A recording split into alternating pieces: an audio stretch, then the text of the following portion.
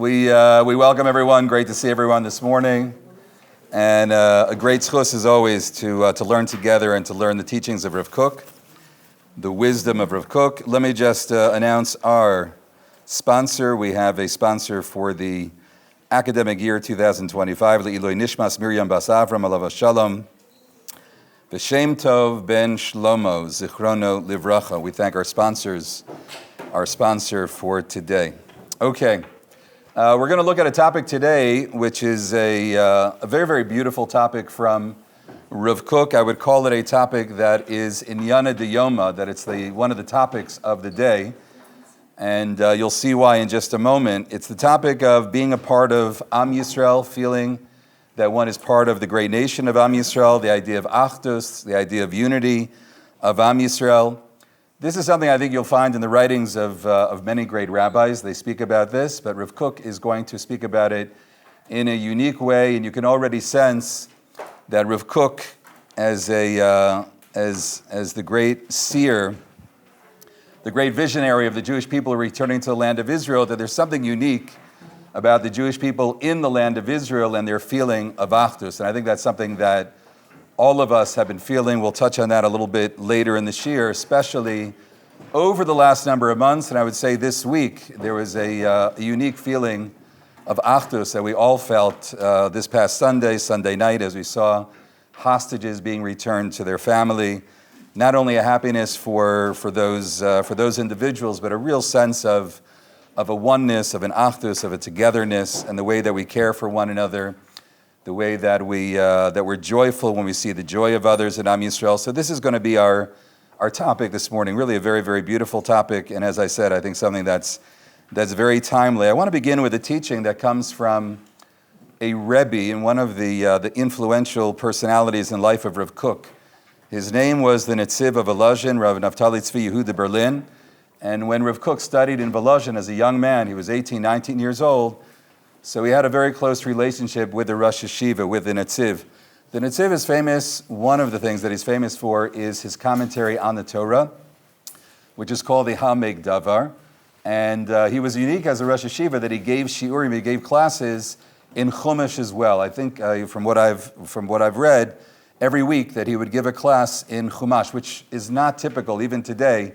The great Rosh Yeshiva, you give Gemara, you don't give a Chumash shir. That's for a pulpit rabbi gives a Chumash shir. But for the Netziv, he gave shiurim as well in Chumash, and those shiurim is what we have today in his great work of the Hameg Davar. And he has the following, just one comment quickly that he has, which I think will kind of open our discussion. It's the bracha, and we just read this not long ago, Parshat Vayechi, as we came to the close of the book of Breshit. One of the blessings, and we have actually, it's a long set of blessings to Yosef, but one of the blessings is Ro'eh Even Yisrael, that Yaakov says, this is the first source, page 1, that you will be the Ro'eh Even Yisrael. Well, what does it mean to be a Ro'eh Even Yisrael?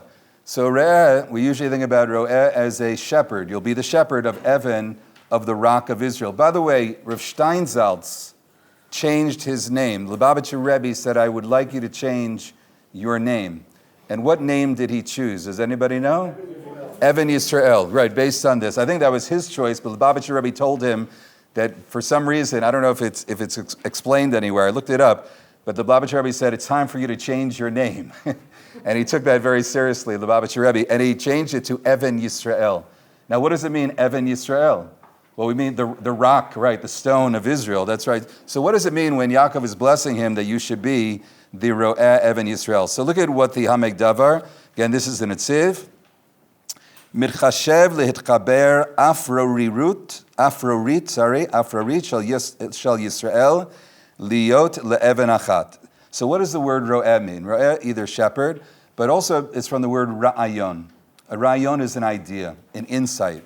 That you will have the insight. This is the blessing that Yaakov gives Yosef, that you will have the insight. You'll be able to have that vision, that perception, that you'll bring together the Even Yisrael. What's an Even Yisrael according to Hameg Davar? That's the afrorit. Afrorit is the afar. What's afar? Afar is the dust. Now the dust is spread all over, but what is a stone? What is a rock? Where we bring all of that together, right? Where it's all one gush. Afrorit shel Yisrael liyod le'even achat. So what's the blessing to Yosef and what's the blessing for the Jew, the descendant of Yosef. We're all descendants of Yosef. And that is that we should have the ra'ayon, that we should have that kind of insight, that kind of perception of how do we bring all of Am Yisrael together? How do we unify Am Yisrael? And that is a priority. That's something that we need to think about, ra'ayon, to think about that, to think about what are the pathways to that Achdus. Okay, so that's what he heard from his Rabbi. I imagine that Rav Kook was in those Chumash Shiurim. Did you want to make a comment? I want to add. Yeah. That was the bracha to which is the blessing? This is Yosef. This is part of this is the blessing to Yosef. And we'll come back to that. Interesting that in particular, by the way, why is that the bracha to Yosef? Well, one is that, but I would say in the story itself, why is that the blessing? Because he brings the family together. In other words, he could choose to remain separate, to remain divided. But as they come down, he says, I'm forgiving you. Right? This is all the hand of God. So he has a whole discussion, how much he forget, but he forget, they're together, they come together. So he does that in the story, and that's the blessing. You should continue to have that insight and that perception to be the ro'eh, the rayon of how to create Even Yisrael. And maybe that's why Steinsaltz chooses the name Even Yisrael as well, that idea. And he was all about, that was one of his great teachings and contributions. He wanted to open up the Talmud and Torah to everyone. That was his mantra. How do we bring Torah to everyone? And he translates the Talmud for the first time, which was, actually there was some controversy around that. Rav Shach, I believe that he put in Cherem for the way that he did it, and that he changed the page, the Tzuras Hadaf, and for the first time that you have a Gemara that doesn't have the regular. But Steinsaltz felt that this is the way that we need to teach it and to try to reach more and more Jews. Okay, so maybe that's part of his idea why he chose of all names Even Yisrael. So here we have the following midrash, quite an amazing midrash, and it speaks about what is it that God had in mind and what did God create first in creation. Well, we can open up a Chumash and we all know what's the very first thing that God creates, but the midrash has a little bit of a different take and says that God had other things in mind even before creating the world. And this is Midrash Rabbah, Breshit Rabbah, from the very beginning. As you see this is source number 2, Parsha Aleph. And it's the fourth teaching in the first section from the very beginning of Midrash Rabbah. Breshis bar Elokim, Shisha dvarim kadmu lebrias haolam. There are 6 things that God created before God creates the world. Yesh man shenivru, certain things he actually created. V'yesh man she'alu b'machshava lehi barot. Other things he had in mind. Before he created anything, what was the first thing that God had in mind when God created the world? So it gives an example. First, he had Torah in mind. V'akisei hakavod nivru. He creates Torah. I think we've heard that idea, that Torah, the idea of Torah, histakla b'Torah, be'araiso bara alma, that he looked at the Torah, that somehow Torah preceded the creation of the world. Again, these are sort of esoteric ideas. But here we have the following statement. Rabbi Huna, v'Rebbi Yirmiyah, b'Shem Shmuel, bar Rabbi Yitzchak Amru, machshavtan shel Yisrael kadma l'chol davar. What was the very first thing that God thought of before creating the world? The Jewish people, creating the Jewish people. That was God's, according to this opinion, that was the very first thought, even before Torah, even before Kisei HaKavod, that what's necessary for the world, what's needed for this world, that's the very first thing that God, so to speak, thinks of, is I need an Am Yisrael in this world. By the way, you can make an interesting argument. How effective is Torah in this world if you don't have an Am Yisrael that's going to learn that Torah and teach that Torah? How effective is Kisei HaKavod, is God's chair or throne in the world, God's presence in the world, if you don't have a people that's going to share that with others, that's going to be a manifestation of the divine in this world. So we need the Jewish people for all these other things to be effective. Look at the note here.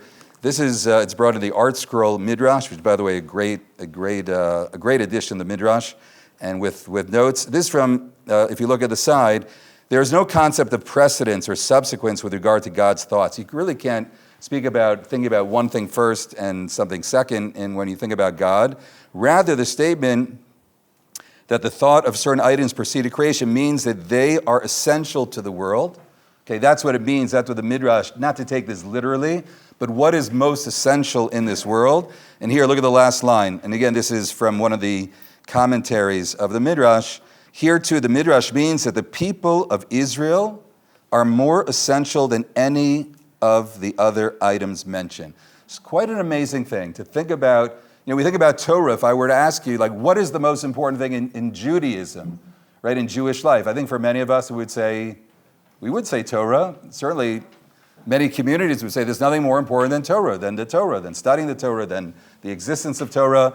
And here the Midrash says, what is most important, what is most essential before anything else? OUisrael, the Jewish people, the nation of Israel. And look at the following. Rav Kook, and this is a very interesting passage. I think there are different ways of interpreting what Rav Kook says here. Sometimes, maybe more than sometimes, when one reads Rav Kook, we do our best to try to understand exactly what Rav Kook is trying to convey. But he's going to talk about the following. And it's interesting, when you think about the Torah, you have the opening of the Torah. We're in it right now. The book of Breshit, the beginning of the book of Shemot, which is really not about any halachot yet. Right? There are no laws, essentially. What are we learning about? What have we learned about since the beginning of the reading of the Torah from Breshit? And even through the book of Shemot, the lot of Shemot as well. What is it that the Torah is teaching us? Is there any law there? There's very little law. We're learning about Am Yisrael. We're learning about the family of Israel. We're learning about the nation of Israel. We're learning about the mishpacha, b'nei Yisrael, the children of Israel. What does it mean to be a part of a nation? And I was thinking about that this morning. In other words, and it's really true even through the end of Shemot. I mean, you have the beginning of Beit HaMikdash, the laws, well, not actually Beit HaMikdash, the Mishkan, but that's not really law either. That's really just a description of where the Jewish people come and gather, where you have the presence of God. So you have 2 out of the 5 books of the Torah that really are not about law. It's really about the people. It's really about personalities and the forming of a nation. Now, with that, let's look at the following words of Rav Kook. And this comes from his classic work, Orot, and the section of Orot Yisrael, Daletet. And he writes, Ha'avot mashpi'im heim et atzad ha'tivi shebeknesset Yisrael. That the avot, that the forefathers, the mothers and the fathers of the Jewish people, they impact or they leave their mark on what is natural, or the very essence of what it means to be part of Knesset Yisrael, the Jewish people, the people as a whole, the nation. Moshe Rabbeinu, and what is it that Moshe Rabbeinu brings to Am Yisrael? Et atzad halimudi. What is Moshe Rabbeinu? By the way, we call him Moshe Rabbeinu. What's Rabbeinu? He's the teacher. That's right. He's teaching law. So we have Moshe Rabbeinu as the great lawgiver, as the great teacher, as the great rabbi. But then we have the avot, which really represent not law giving, but really represent what it means to be a Jew, what it means to be part of the Jewish people, to be part of the family of the Jewish people. And he writes the following: V'heim memuzagim zeh bazeh, that they work with one another, they interact with one another, umashpi'im zeh im zeh, and they both influence one another. Both aspects, there's a relationship between them. Ule'atid lavo, and when in the future, yitchaber legamre, there'll be a full-fledged bonding, legamre Moshe im avot, that world of law and that world of nation and family, that will all come together in a holistic whole, in a very beautiful way. V'yigaleh b'Mashiach b'tzura klula mikol. And this will be revealed in the Mashiach in a fully integrated way. Again, what that means exactly, okay, we can think about. But here's the point that I want to highlight, which we'll see underlined. Ulamala rosh yinaseh hatzad hativi shebeknesset Yisrael. But first and foremost, what are we going to see as we're moving closer to redemption, to a messianic time? We're going to see this aspect of family and of nationhood in the Jewish people. And here he quotes what we just saw a moment ago in the Midrash. Machshavatam shel Yisrael kodemet lekol. That the very first thing that God had in mind, even before creating the Torah, even before creation, was the Jewish people. V'yitra'eh le'ein kol, and all will see, shehu shoresh kol haTorah kula. That's the very essence of the Torah. So what does Rav Kook mean by this? It's a very interesting idea. I would say the following. When I grew up, and I remember, asking my father, Zichrono Livracha, I would say, is that, we'd walk down the street as a young boy, I would say, is that person Shomer Shabbos? Is that person, how do we judge another Jew, right? Based on their Shmirat Hamid, is he Shomer Shabbos? Is he Shomer Shabbos? What? That would be a better, right, okay. Ha'im hu shelanu. But if you're judging somebody based on Shmira Shabbos, that's the Moshe Rabbeinu Torah, so to speak. Right? That's looking at somebody, that's judging somebody based on the law. Are they keeping the law? Are they Shomer Shabbat? But is there another way of judging? Is there another way of looking at other Jews? And Rav Kook says, as we're moving closer to a Messianic time, we're not necessarily emphasizing, that's not going to be the emphasis. That remains, and he says there's going to be a perfect integration of those two worlds, the world of law and the world of nation. But we're also, I think this is what Rav Kook is saying, we're going to recognize other features, other factors as well, when it comes to looking at another Jew. And that is, do they have the qualities of the Avot? Are they people of Chesed? Right, that's Avram, a person of Chesed. The love that they have, what do we know about the Avot? I always say there's very little that we know about the Avot in terms of their, observance, other than that they lived in the land of Israel, and they were told to go to the land of Israel, and not to, Yitzchak is told never to leave the land of Israel, and Yaakov wants to make his way back and has the children promise to bring my body and to bury me back in Hebron. It's all about Israel. When we see Jews that are committed to the land of Israel, sacrificing for the land of Israel, how do we judge a Jew in that sense? That becomes, Rav Kook is suggesting that aspect of Jewish life becomes very, very important as well. Maybe we've overemphasized the other. Maybe that's just part of the experience of the Galut. We had to kind of hunker down and kind of hold on to the mitzvot. But there's something bigger, and that is family. That's nationhood. That's your love, that's chesed, and love of the land of Israel, and sacrificing for the sake of Am Yisrael, believing in Hashem, a sense of covenant. So all of these are also very important, and Rav Kook says that's part of what it means, Am Yisrael, Klal Yisrael, that unity, and to see that aspect as well. I want to share with you the following insight, which is really a very beautiful insight, and here we'll kind of sharpen this idea from Rav Kook. This is, I would say, one of the most famous Rashis that we have in the Torah. It's when the Jewish people are standing at Har Sinai. It says, Vayichan Sham, it's in source number 4, Vayichan Sham neged Ahar. What does Rashi point out? The word Vayichan, anybody know? Very good, it's in the it's in the singular. That's right, it's in the singular. It should say Vayachanu. We're talking about the Jewish people, that they were all gathered, but it says Vayichan. And famously, what does Rashi say? And you have it below, Ki ish echad belev echad. That at that moment, the Jewish people were like a single body and a single heart.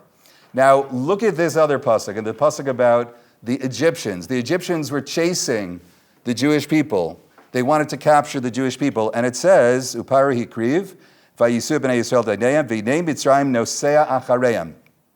And they saw the Egyptians were chasing them, nosea. Rashi says, same problem here. The word nosea is in the singular. That's correct. Nosea achareim, not nosim. So what does Rashi say? Nasa, and this is referring to the Nosei Achareim, referring to the Egyptians. Belev echad ki ish echad. Take a look. Rashi does something. He turns the words around. When it was about the Jewish people, it was ki ish echad, belev echad. Did Rashi make a mistake here? Did he just happen to get that off? Because when he speaks about the Egyptians, it says belev echad ki ish echad. So Rav Kook says the following. It's quoted in the name of Rav Kook, quoted in the name of Rav Hutner as well. Others, Belev Echad means that they all had the same intent. In their hearts, they all had the same intent. The Egyptians wanted to capture. They wanted to maybe kill the Jewish people. With that same intent, they became Ki'ish Echad. But that's not true of Am Yisrael. Even when we disagree, right? Even when we are not a Lev Echad, right? Like this past week, right? Where there were a lot of disagreements. There was a lot of discussion about the right and the wrong of the deal that we just had. But what's first and foremost? Ki'ish echad. We are one body. We are one people. We are a family.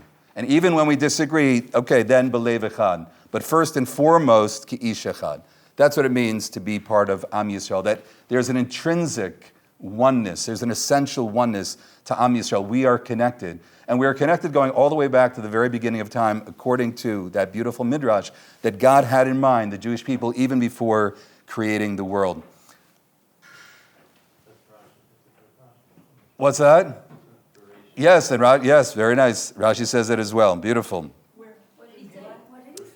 in the first Rashi that God says that the very first, right? That Breshit also is a reference to my first, to creating the first, which is Am Yisrael. Okay, one other very interesting comment that Rav Kook makes also about the giving of the Torah, is we know that it says kafa. Well, the Gemara says kafa alehem har kigigis. Gemara in Shabbos, which is a very strange Gemara. It says that God, you're familiar with this. We're going to read it in a moment. This is number 5. This is number 5, which we'll read inside in a moment. God lifts the mountain, kafa alehem har kigigit, that he took the mountain as if it says like a barrel, and he says to the Jewish people, you're now standing below the mountain. Either you receive the Torah, or I'm going to drop the mountain on you. You've heard that Gemara, that Medrash? Kafa alehem har. Well, what does that mean? It's a very strange midrash. And by the way, we're usually under the impression that it was by the volition of the Jewish people that they choose Naaseh and Ishma. That was a beautiful. We always quote that the Naaseh and Ishma, that they accepted it. This midrash says, I don't know. It doesn't sound like that was such a wonderful acceptance. It was God said either you accept it or I'm going to drop it on you. So look at what Rav Kook writes, the lesson that he learns from that Gemara. Again, I'm not sure if that Gemara is meant to be understood literally, but there's a lesson that should be understood. So he writes the following. This is from a very interesting sefer called Shmuot Ra'aya, which were the talks that he gave at Shalosh Shudas, the third meal that one of his students wrote down. And we have these notes from the talks of Rav Kook at the third meal. What? Oh, no, after Shabbos. He wrote after. That's what I say. These are the notes that he wrote after Shabbos. Yes, after Shabbos. So look at what Rav Kook writes. Mi kocha, or actually the student writing from what he remembered from what he heard. Mi kocha shel hakara meuchedet zu ba'uk lekabalas haTorah. In other words, the oneness of the Jewish people. That wasn't just an afterthought. We had to be one in order to receive the Torah. That's Vayichan Sham Yisrael Neged Ahar. Vayichan Sham Yisrael Ki'ish Echad Belev Echad, right, quoting what we just saw above. Ve'af al pi shayu lahem mechitzot al pi madregatam. Even though within the Jewish people, there was a separateness. In other words, everybody is different from one another. Maybe not everyone got along with one another. Could you imagine that? Even at that time. And it says, Moshe bifnei atzmo, Aaron bifnei atzmo, Zekanim bifnei atzmo. I mean, everyone was different, and maybe there wasn't, the sort of the perfect unity. But this is what he writes, Kidei shetehei achdutam shlema, in order that there should be an absolute unity, kafa alehem har kigigi. That, he says, is the image of taking the mountain, lifting it above them, and saying, all of you are now in this together. You're all in it together right now. In other words, everybody is standing underneath the mountain. And it now became not a prerogative. Everybody, we're all doing this together. Right? It's like if I announce right now, who wants to volunteer after this class? Okay, some people hands go up, some people don't. But if I lock the door and I say, everybody we're in this together right now. We're all going here, from here. So we're all in it. And that's what Hashem wanted, according to Rav Kook. That's how he reads this midrash. Hashem wanted everyone to be in it together. I'm going to lift this mountain. All of you are going to feel this moment that you all need to huddle together and receive the Torah. Al yedei kach b'tzeila b'chiratam. At that moment, there was no more choice. Nobody was like choosing the Torah. Uba'a beinehem achdut gemura. There was an absolute sense of unity. Literally, maybe they were holding on to one another as they were about to accept the Torah. That's his beautiful, very interesting novel interpretation. Top of page 2 now. Rav Kook writes in a very powerful way just how sinful it is if we divide any divisiveness within Am Yisrael. Creating any sense of a divide within Am Yisrael is something that we'll see in a moment he considers to be one of the most serious of all transgressions. And again, if you think about it, going back to that beautiful language of the Midrash, that it was the first thing that God had in mind is the people of Israel, that I did Am Yisrael. So to break that up in any way, to break that down in any way, that's considered a sin.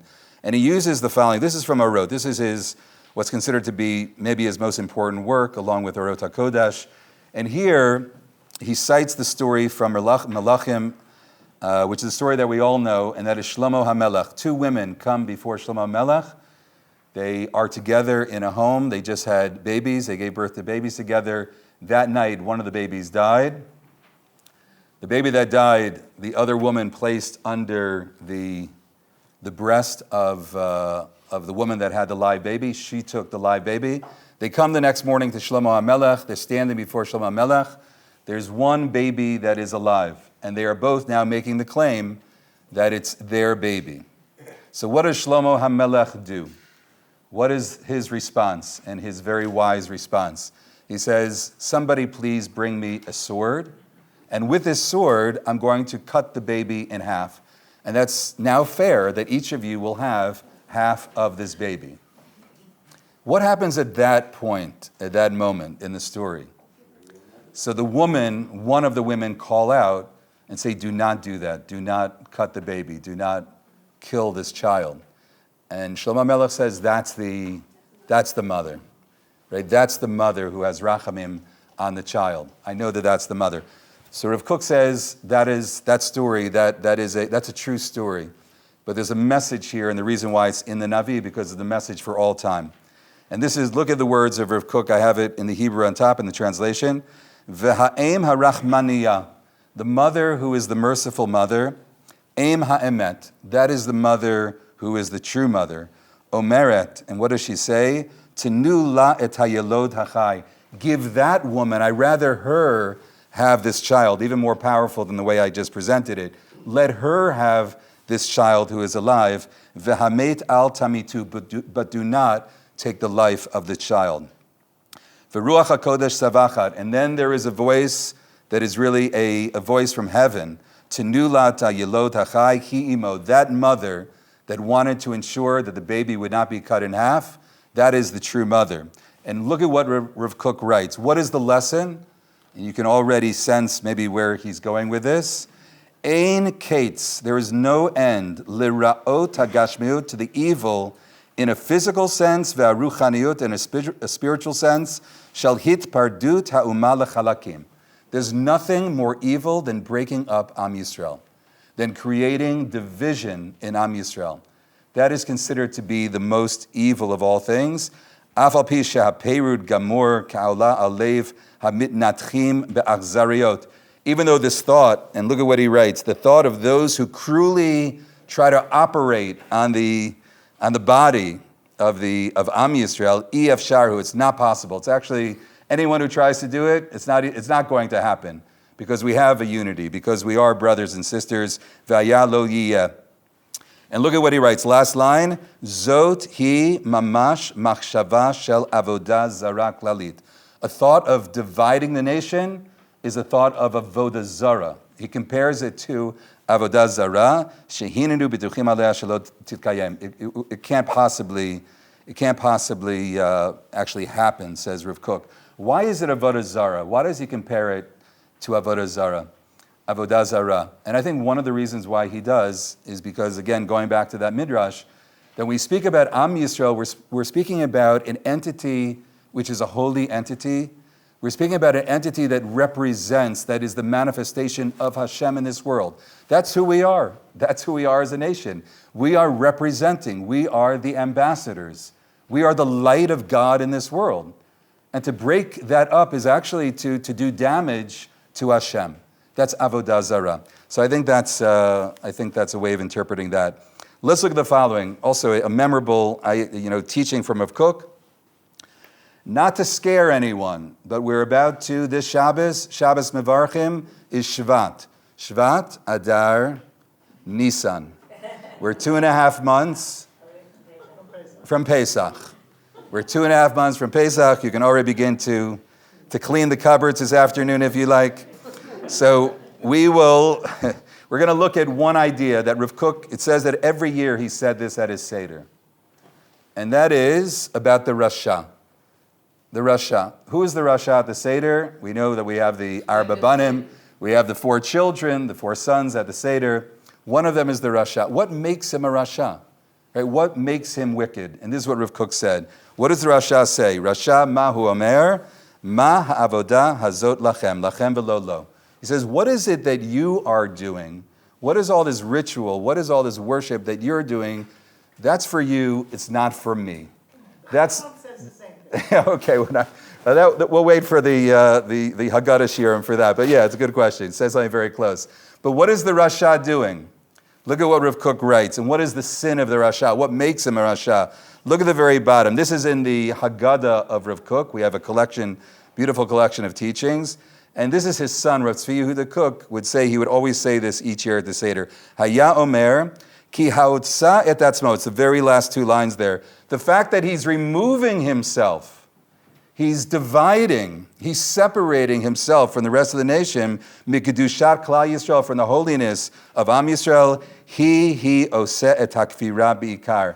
That is what's so terrible about the Rasha. What's the worst thing that you can do is to separate yourself, to divide the nation, to take this holy entity, right, the manifestation of Hashem in this world, and to break that up and to break that down. So that's his vort, that idea. We can hold on to that for a couple of months till the Seder.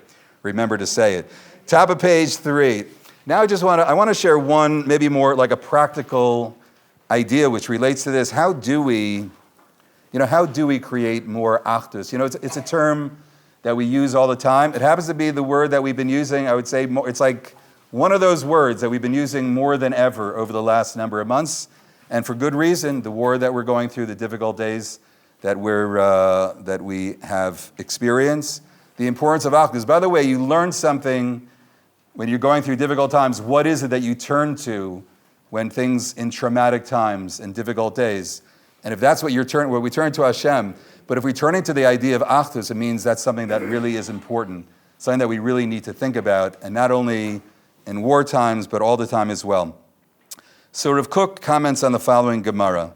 This is a Gemara that's found top of page 3, a Gemara that's found in Shabbos, Daf Yud Zayin, and it speaks about a statement that was made by the rabbis of Yavne, that in the language of the Gemara, it's meragla bepumayhu derabbanan di Yavne. By the way, this source, this is the Steinsaltz, by the way, or the Even Yisrael with his commentary in English. We'll give credit to Rav Steinsaltz, Zecher Tzadik Livracha. So this was meragla bepumayhu derabbanan di Yavne. This is in Yavne what the rabbis would say all the time. This became like a mantra, or what people, became like a popular phrase. It went viral, as they would say today. It went viral in Yavne, this statement. So this is what was said, and what everyone would say in the city of Yavne. Ani bria, or beria, v'chaverai beria. I am a creation of God, and my friend is a creation of God. Ani malachti be'ir, my work is in the city. V'hu malachta b'sadeh, he works in the field. Ani mashkim le'malachti, I get up and do my work. V'hu mashkim le'melachto, and he gets up and does his work.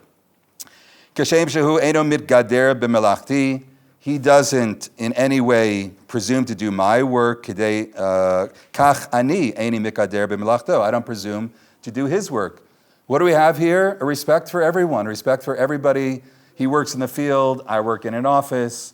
Right? He does what he does that well. I need him, he needs me. And then he writes the following, V'shema tamar ani marbeh v'hu mamit. And maybe I would think, it may come to mind that I do more than the other, or maybe that I'm holier than the other. Shaninu, we learn the following, Echad amarbeh v'echad amamit, whether you do a little or a lot, ubilvad, she'echaven libo l'shamayim. What's most important is that a person is directing their heart to heaven. It's all about what a person has in their heart and their relationship with God. Okay, Rav Kook has a commentary here, and I'll just highlight one idea from this. But I'll share with you the following. As I prepared this, and I went to shul this morning. So I went to shul this morning, and I'm davening, and there's a fellow that comes into shul right before the Amida. Now again, so I'm there 20 minutes. Everybody is there. He runs in. He's putting on his tefillin right before the Amida. So right away, I'm judging him, of course, that I'm here on time and this guy's coming in late. And not only does he put on his tefillin and daven the Amida, but he's like already taking off his tefillin before davening is over, and he's making his way out of shul. So here I am, of course, judging this guy. I'm the tzaddik, that I come early and I come on time and I stay till the end. I try to stay till the end. And here he is running in late and he's leaving early. So this is what this Gemara speaks about. Right? The Gemara is speaking about the judging that we're doing of others. What is Rav Kook's comment here? He says the following. He says that we're making a mistake when we're judging others, because it could be that you see yourself as a holy person, but are you really as holy as you think you are? I think about myself, and I try to remind myself of this. I sat in Shiurim with literally Gedolei Torah. I was in Rav Aaron Lichtenstein Shir, Zecher Zeh Livracha, who was one of the Gedolei Torah. Rav Schachter Shir is considered one of the Gedolei. And look at me, like I had the opportunity, and here I was. And this fellow that came into shul this morning, I'm not sure if he had that kind of background. And for him, maybe getting to shul and pulling himself out of bed and putting on tefillin, maybe that was a great test for him.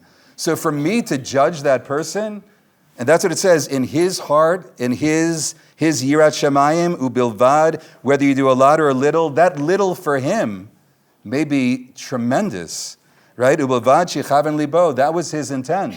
And Rav Kook says, if we view others that way, right, if we begin to see others that way, if we take that into account, instead of the way I was thinking about this guy this morning, and I had to kind of pull myself back and try to think about it this way, then there would be a lot more achdus, there would be a lot more togetherness. Okay, I want to share one halacha and then just three little stories to close out. Rabbi Soloveitchik, Rabbi Yosef Dov Halevi Soloveitchik. So he has a very interesting comment and a really a different way of thinking about the Amida and what's called the Chazaras Hashatz. So we're all familiar with the idea that we say the Amida, and again, I'm bringing this as maybe like as a practical, sort of a practical way to take this idea, which is a bit amorphous, the idea of Achdut and Klal Yisrael, how to kind of bring it into our life.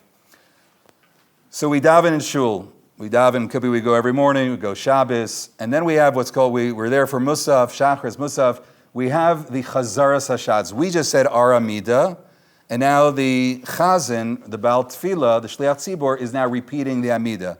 Why is it repeated? Does anybody know? We just said it. Why do we have to have a repetition of the Amida? Very good. That's exactly right. Did you want to say that? For people that are not able to say it themselves. And yeah, the sources say that, the Mefarshim say that it really goes back to a time where you didn't have Sidurim, or maybe people were not as knowledgeable, and people stood for the Amida, but then you had people that either they didn't have a sitter, or they didn't know how to read, so you had a repetition, and by answering Amen, and by listening, so you're Yotzei the Amida. That's the standard, yeah. I wasn't going to say that. Yeah. Because when you repeat it and everybody's listening, it's like a whole. Okay, beautiful. Okay, so you're already miskaving to Rabbi Soloveitchik. Rabbi Soloveitchik says the following, and look at the words. This is in a sefer called Nefesh Harav, which is the Einayah that I just said, that I just shared without, just for the sake of time. You can go back and read it, but I just shared the basic point from Rav Kook. This is source number 3. This is Rav Hershel Schachter. This is a sefer, one of his svarim on the teachings of Rabbi Soloveitchik called Nefesh Harav. And he writes the following, and I'll just read one line. Rabbeinu, he's referring to the top, you see number 3. Rabbeinu referring to Rabbi Soloveitchik, Hayad Ragil Lomar. He often would share the following teaching. Sheshtei inyanim nifradim hema. When it comes to davening, there are 2 different elements. What's called tefillah bitzibor, meaning when we're standing silently and we're all davening the Amida, we're standing as a tzibor, that's bitzibor. And then you have what's called tefillat hatzibor. Now, when we're davening, when everyone is together, yes, we're all davening silently, but we're really thinking about ourselves. And you're supposed to do that. That's fine. Rifa'enu, think about your family members. When you're praying for Parnasa, yes, think about the bills that you need to pay and the struggle. Yes, that's beautiful. But that's during the silent Amida. That's what's called tefillat bitzibor. You're standing together, but it's more individualized. But as Reggie said, but when it comes to the repetition, Rabbi Soloveitchik called that tefillat hatzibor. The chazarat hashatz, he tefillat hatzibor. That's for you. At that moment, everyone is now together. And to be thinking less about yourself and to be thinking more about Am Yisrael. That's a beautiful idea, by the way. I was not brought up with that. And it's interesting way of thinking about, it's not just, okay, I just said it, now there's a second one I have to kind of like listen to. but to use that second Amidah to think about the nation, the needs of the nation, to be connected to the nation. And interesting, Rav Shechter brings that it was the custom. I try to do this. I don't do it all the time. Rabbi Soloveitchik said for the tefillat, the repetition, that you should keep your feet together for that as well. Right? Most people are starting to walk around and, whatever they're doing, like during the Chazar Sashatz, it was his custom throughout his life. And even when he was elderly, he was very makpid, where it was very difficult for him and he really needed to sit down at that point, that he kept his feet together the entire time. And by the way, he did that also on Rosh Hashanah Yom Kippur, when that's not 7 minutes to keep your feet together, to stand for the next hour with the feet together. And he felt that we should think about the Amidah in two parts. Part one, yes, that's more, you can focus more on your needs, and that's the kavanah we have in the Amidah. But once we get to the Shliach Tzibur repeating it, now that becomes what he calls the Tfilat HaTzibur. Okay. 3 stories, and we'll end with this. So Rav Kook, 1929, there was a massacre in Hebron. It was called the Hebron Yeshiva. I don't remember the number. I think it was 60. I don't know if anybody knows offhand, but I think there were about 60 people who were massacred by Arabs, and many students, young students of the Hebron Yeshiva that moved to Hebron, many young students that were murdered. And Rav Ari, America that came there. yeah, that's right. There were many Americans that came to that yeshiva at that time as well. Absolutely right. And Rav Aryeh Levin, who was the Tzaddik Yerushalayim, when he was present when Rav Kook heard this, and he saw how the reaction of Rav Kook, that he tore his clothing, that he did kriya, and Rav Aryeh Levin said from that time on, this is 1929, he said that Rav Kook was never the same again. That his health, and he dies in 1935.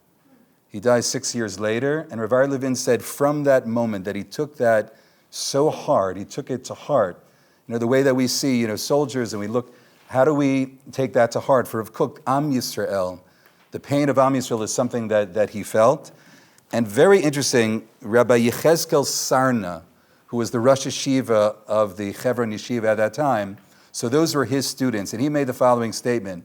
He said that when I heard about it, it's something that ripped my heart. Of course, it ripped his heart, and he knew the students. But he said when Rav Kook heard about it, everybody knew that he fainted the moment that he heard that. And he said, I didn't faint. And he said, Rav Kook, the way that he felt the pain of Am Yisrael, of every member of Am Yisrael, was unique.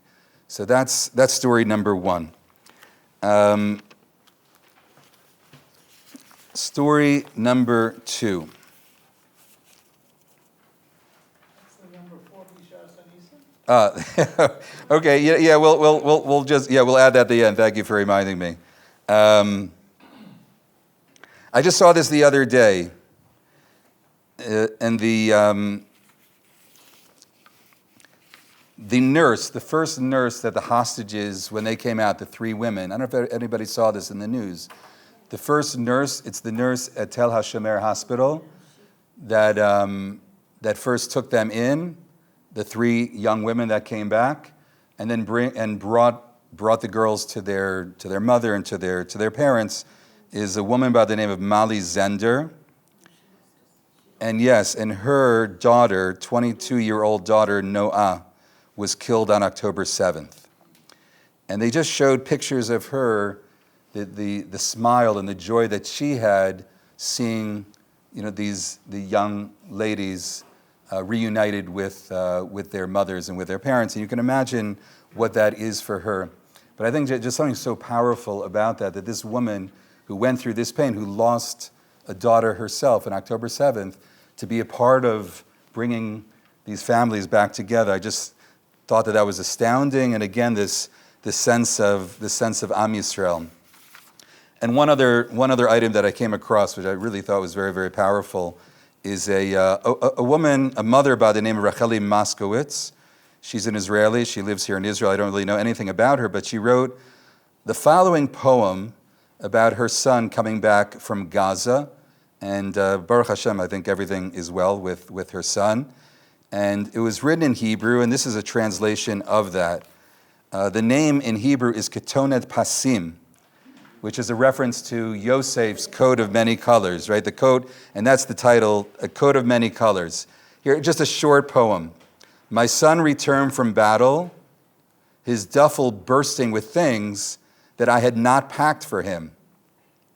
Socks donated by a community in Argentina, a quilted blanket smelling like someone else's home, a blue towel from a family from the Moshav, tzitzis from Yerushalayim, a fleece gifted by a high-tech company, a scarf knitted by an elderly lady, undershirts purchased by a paybox group, a sheet given to him by a friend, gloves bought by teenage girls, a jacket from the closet of someone who came and requested to give it to him.